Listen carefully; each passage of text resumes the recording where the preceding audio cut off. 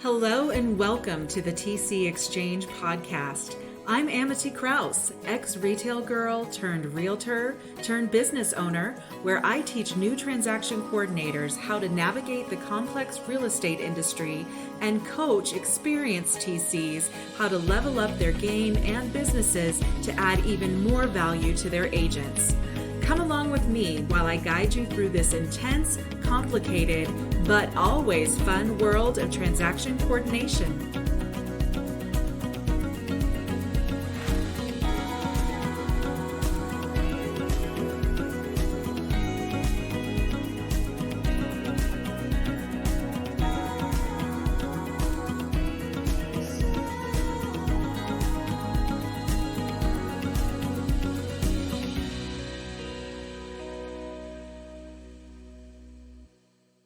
Hey there! I am so glad that you're back with me today on this latest episode of the TC Exchange podcast. Today is one of my favorite topics, and that is content creation. I have been spending so much time over the last few years looking into content creation and the strategies, and have learned so much. I'm really excited to share some of the things that I've learned with you today, and I would love it if you would share back with us some things that you have learned in your own journey. So, content creation, this topic can be so overwhelming, and there are a lot of considerations. When your posts start getting engagement and comments, it is so satisfying, but it can take some time to get there. So what I do is I strategize it by batching on a monthly basis so that I can have it all scheduled and ready to go. And then I can almost forget about it, because I will get anxiety over whether someone read my blog or listened to my podcast. Did they see that post? Did they like it? Did they comment on it? I will go down that rabbit hole and start to feel horrible. And those insecure feelings will prevent me from being consistent.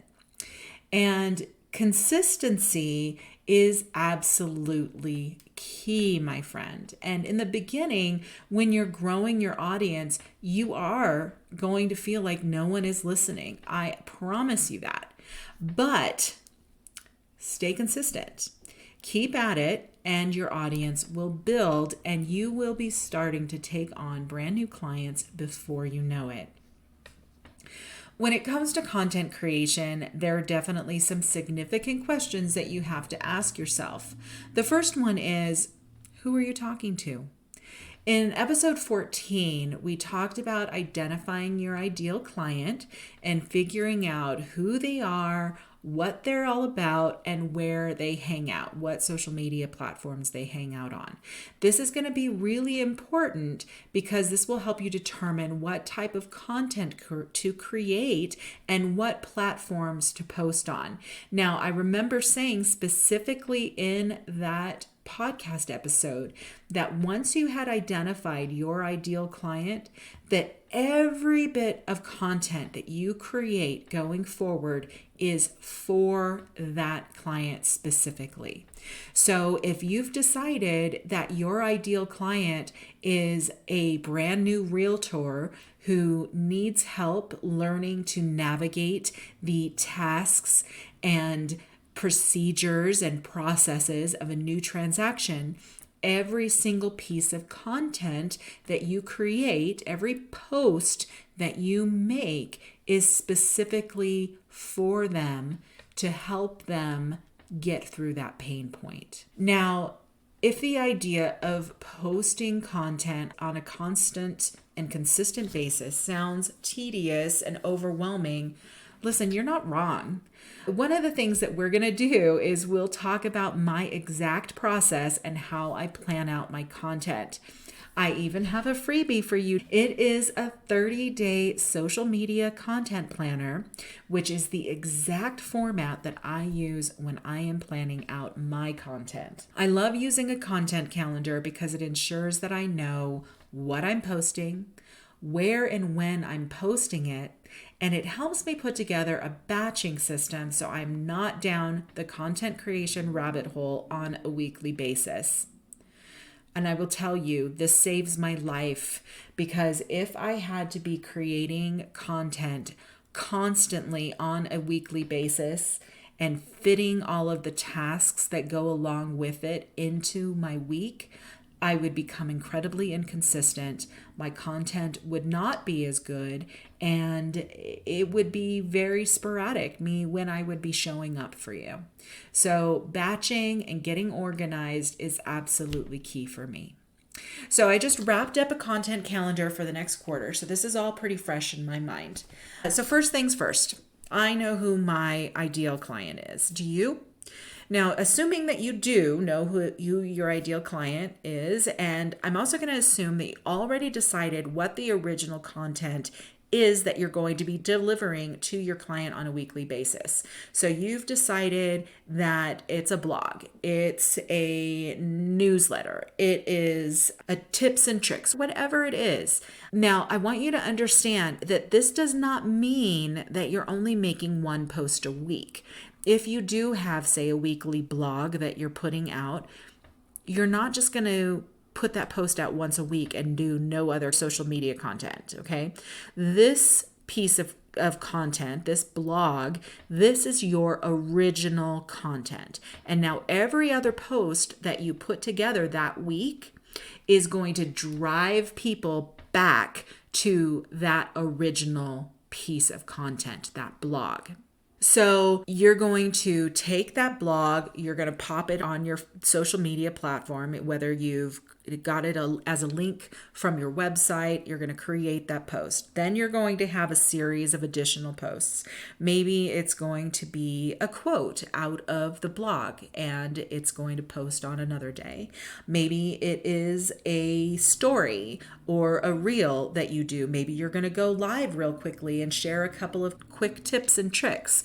Maybe you're going to do a carousel of, say, 5 tips on organizing a transaction that you will post on one of the platforms. So before you actually dig into building out your actual content, though, you are going to want to define your goals. So you're going to want to understand, what is the reason that you're doing this?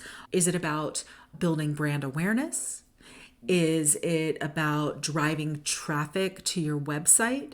Is it about promoting your business? It could be only one of those things, or it could be all of those things at the same time. So understand this.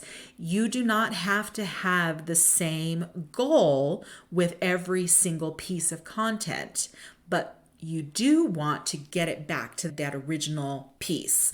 So you could want people to go to your website. So your call to action on your content about that blog is to get people over to your website.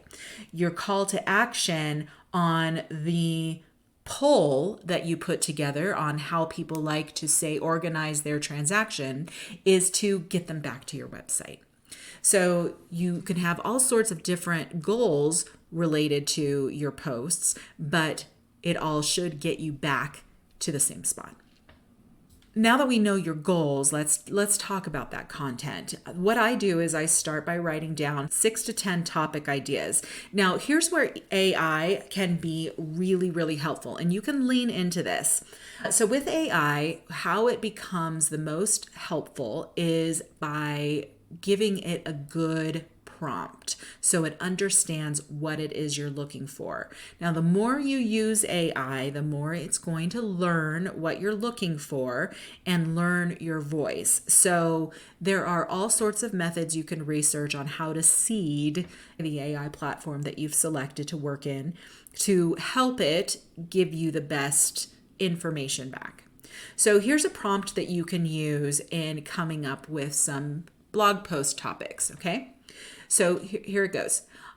You type into AI, such as ChatGPT, and say, I am a transaction coordinator who helps real estate agents stay organized and on top of dates and deadlines in a real estate transaction. I want to create a list of 10 blog post topics that I can use to attract agents to my business via social media. And then that AI platform is going to give you a list of 10 separate options of different blog post ideas. And then from there, this is where it really can become your brainstorming buddy, is you can ask it to modify some of the topics. You can ask it for additional topics. You can ask it for additional post ideas to go along with blog post topics. The possibilities from there are endless. And it's a wonderful, wonderful tool to use to get you going, especially if you get caught in your own noise in creating content. So now you know what your content is. You're going to want to write that down. So what I do is I decide a theme. So for example, that content your week, we already started talking about this. The content that week is, say, a blog post about navigating multiple transaction. You're going to theme out all your content around that. So a motivational quote about multitasking, a poll asking your audience how they juggle transactions, offering series of 5 tips and a carousel post. So to help with this, what you're going to want to do is grab that freebie and calendar out the next 30 days of content. In the week spot up at the top, you're going to write the theme of the week. What I do is right there is I write the title of the piece of main content that I'm presenting that week. And then you're going to decide when that main content is going to be posted. So if it's a blog, it's going to be posted the same day, same time every week. That's the consistency. And then what other posts there are, you're going to pick those dates. So say if your blog is posted live on a Tuesday, so you're going to have a post on Tuesday and then maybe another one on Thursday and then another one on Saturday. You do not have to post every single day. You just need to be consistent. Your audience needs to know when you're going to show up for them. So now that we've actually categorized your content, the next step is to sit down and actually create it. And this is where the batching comes in. If you're going to be doing this on your own, it is a lot. You have got to write that blog post. You've got to create the copy for that post for your social media. You have to create the graphics, create the reel, create the video, do the story, whatever it is that you've chosen, all before you've scheduled a single thing. So batching is a lifesaver. What I do is I take 1 to 2 afternoons, or whatever time works for you, in a monthly period, and I turn off all my notifications and I get to work. I start with the meat first, and that's your original content. In our example today, it's our blog post. We're going to write that content. Now, for graphics, I do recommend using Canva. They do have both paid and free versions. What I love on the paid version is not only are there a ton more templates that are available, you also have the ability to create a brand kit. So you can put all of your font in, you can put your colors in, and then you can create your brand templates. So say that you want to use a consistent template for every post that you do, or say all of your tip posts on Facebook, you can create a template for that. And so then the template's already done. You just have to go in there, edit it to apply to the piece of content you're doing, and boom, you're done. It's absolutely a lifesaver when it comes to that fatigue that comes from making decisions. It's huge. So after you have all of the content written and your graphics are ready to go, it's time to schedule things. So if you're using Facebook as your main platform, I actually do recommend that you schedule through there rather than another platform like Buffer or Hootsuite or even Canva. At the time of this recording, there are some conversations out there that Facebook is going to be banning third-party posting platforms. I'm hoping that this just means that they are going to make their interface more user-friendly, but really only time will tell. Now, after you've scheduled your posts and they're going out, it's important to keep an eye out for any engagement. So make sure that you are replying back to any comments and try and keep the conversation going. The more engagement your post has, the better its organic reach is going to be. Now, I have to say there is always a risk of getting negative comments. Do your best to let those roll right off you, respond with grace, and move on to the next. You'll want to use analytic tools on whatever social platform you've decided to use to review and analyze your posts. So for example, if you see the most engagement from clients on your tips for realtor posts, you know you want to duplicate that type of content regularly. Be prepared to tweak your themes, your content types, and even your schedule based on the data. Now, before I let you go, I want to say if you are in the beginning stages of your business and you don't have a website yet, don't worry about it too much. You'll get there. You can definitely create themes and consistent content just using your Facebook business page as you build your audience. Well, that's it, my friend. I hope that you found this episode to be helpful. Be sure to download my freebie 30-day social media content calendar and get started with your own plan to grow your audience. If you liked this episode and know some friends that will enjoy it too, don't hesitate to share it. And also make sure to subscribe, and I would love it if you would leave a review. I hope you have an amazing week, my friend. See you next time. And that wraps up another episode of the TC Exchange podcast. Thank you so much for joining me and being a part of this incredible journey through the world of transaction coordination. Remember, every challenge is an opportunity to learn, and together, we're setting the compass to true north.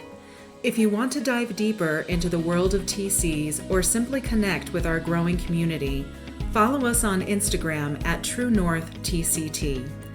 For exclusive content, insights, and engaging discussions, be sure to join our Facebook group, the TC Exchange. And for resources, courses, and a treasure trove of knowledge, check out our website at TrueNorthTransactionServices.com. Keep the conversations going, share your insights, and until next time, keep your compass pointing true north. See you soon.